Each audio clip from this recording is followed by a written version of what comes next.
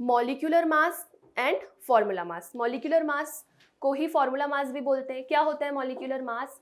Molecular mass expresses how many times a molecule of a substance. किसी भी substance में जो मॉलिक्यूल है वो कितने टाइम्स हैवियर है देन अगेन वही 1/12 of the mass of an atom of carbon, carbon 12।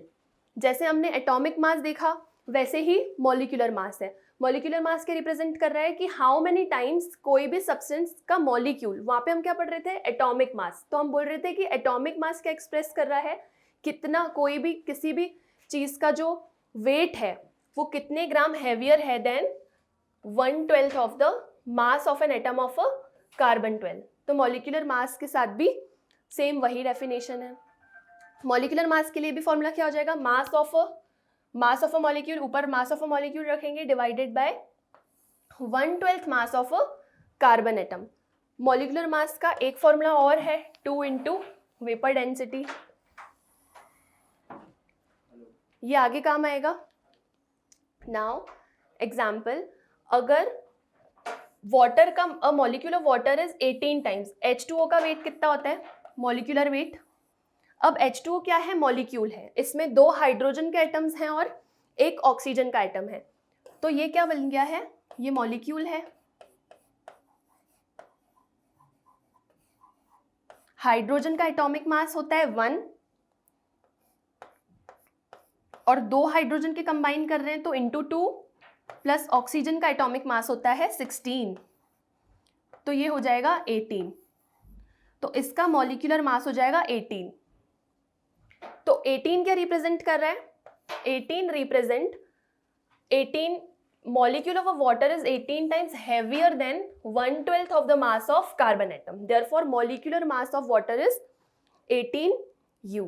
Now, calculation of molecular masses from atomic masses. जैसे कोई भी मॉलिक्यूल हमने बताया आपको कि molecules are made up of 2 or more atoms. Molecule 2 या 2 से ज़्यादा एटम से बना है अलग अलग एलिमेंट्स के। Therefore the molecular mass may be calculated as the sum of the atomic masses of all the atoms in a molecule of that substance. Molecule किससे बने? एटम से। और हमें मॉलिक्यूलर मास निकालना है तो हम सबके पर्टिकुलर एटॉमिक मास को ऐड कर देंगे, हमें मॉलिक्यूलर मास मिल जाएगा। जैसे मैंने अभी H2O का बताया वैसे ही NH3 का, N का क्या होता है? 14, हाइड्रोजन का होता है 1 और इसके 3 एटम्स कंबाइन कर रहे हैं तो इंटू 3, तो 14 प्लस 3 इसका हो गया मॉलिक्यूलर मास, हो गया इसका 17 U। उसी तरीके से H2SO4 का हाइड्रोजन का होता है 1, सल्फर का होता है 32, एटॉमिक मास ऑक्सीजन का होता है 16।